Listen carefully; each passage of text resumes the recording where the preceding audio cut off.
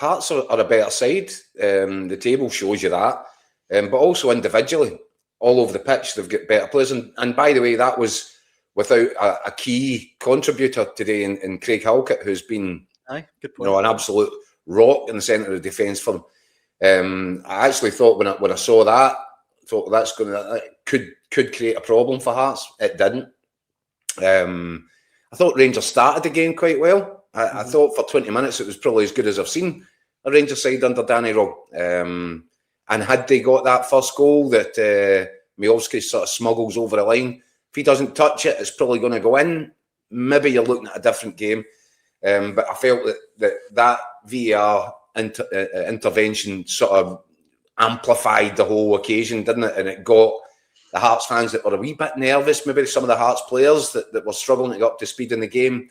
And from that moment on, they didn't look back. I look at Cammy Devlin, who I've already said is, for me, the best player in Scotland this season so far. He would be, if we were voting for Player of the Year, at this point, he wins it out the park for me. He was brilliant today again. Sensational again. He absolutely bossed the midfield. Magnuson playing next to him is good foil. So I thought they won the midfield. And then, as I said on Thursday there, Dan, when you've got Shankland and Braga, two top scorers in the league, they're miles in front of anything Rangers have got. And Shankland, great finish for his goal to put Hearts 2-0 up. Although what Jack Butland's doing at his near post, I've no idea. Oh, that was a terrible one from Butland. His positioning's all wrong. He's got to cover that near post. But I just felt, yes, Rangers had spells in the second half when Hearts were defending a bit more deep. But had Hearts scored another couple of goals, I don't think anybody could have complained today. They're just a better side. I think they've got a better, more experienced manager. And I'm really fascinated now to see what they do in the January sales, because I would anticipate that Derek McInnes will be desperate to get another couple in the door, maybe a right back. There'll be a couple of positions that they'll try to strengthen. Tony Bloom will throw the kitchen sink at it. And for me, as I said on Thursday, I said if Hearts win, and I expected that they would win this game, then for me they go into the second half of the season now and into the new year as the favourites to win this title. I know that Celtic, obviously later in the day, we'll get round to the Celtic game, Dan. A big relief for Wilfred Nancy to get a win, and it looked for a moment or two as if that might not happen, even though Celtic in there, he's doing the Ministry of Funny Walks at this point here. We saw Philip Clement resort to that on a couple of occasions. But no, I'm actually pleased for Wilfred Nancy. I said to you, I genuinely fundamentally think he's a decent, nice guy. And I felt as if the sky was folding in on him for the first couple of weeks there.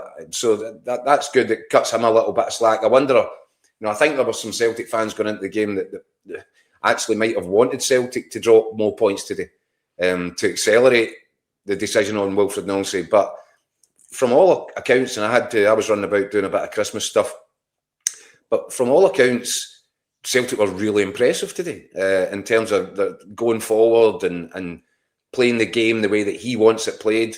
So I wonder, I'd like to see what the reaction is from Celtic fans. We will come round to it later, but now that they've seen it in the flesh, it looked good.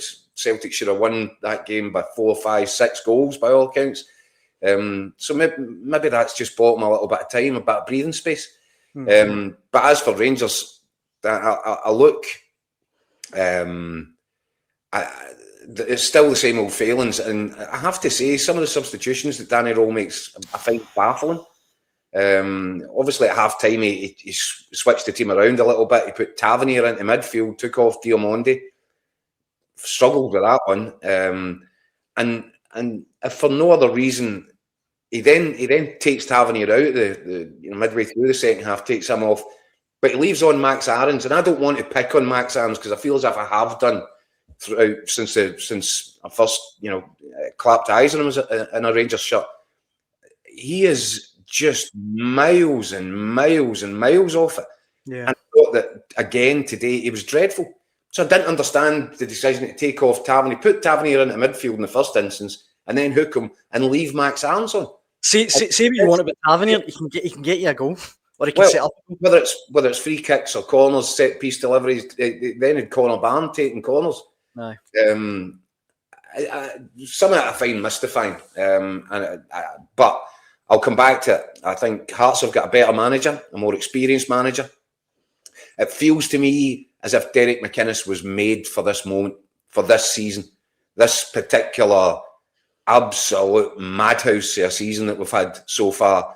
Derek McInnes has just been keeping Hearts rolling along. Yes, there was a little wobble. If he didn't have that little wobble, by the way, how far clear would they be by now? Yeah. But to record back-to-back victories against both Celtic and Rangers, home and away, the first half of the season, this isn't an accident. This shouldn't surprise anybody now. They are the best team in the country, and they're the most consistent team in the country, and they're the strongest team in the country. And that's why I think what happens in January is going to be so interesting.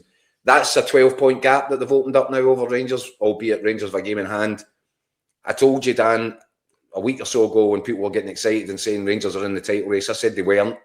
And that's why I don't think it's feasible. Unless Danny Rohl has a couple of major rabbits up his sleeve for the transfer window, I don't see Rangers getting involved now in the second part of the season. No. Well, in fact, Dan, you look at Motherwell going to Ibrox on Saturday. Yep, big game. Motherwell are sitting on top of Rangers just now in third place, Rangers in fourth. I think Rangers have got a game in hand. But if Motherwell were to win at Ibrox, and that's far from impossible, they would go 4 points clear of Rangers in third place. And I think that's what the season ahead looks like for Rangers, just trying to stay relevant, trying to stay as close to the top as they can stay. But they're just nowhere near good enough. And it was, perfectly showcased again this afternoon.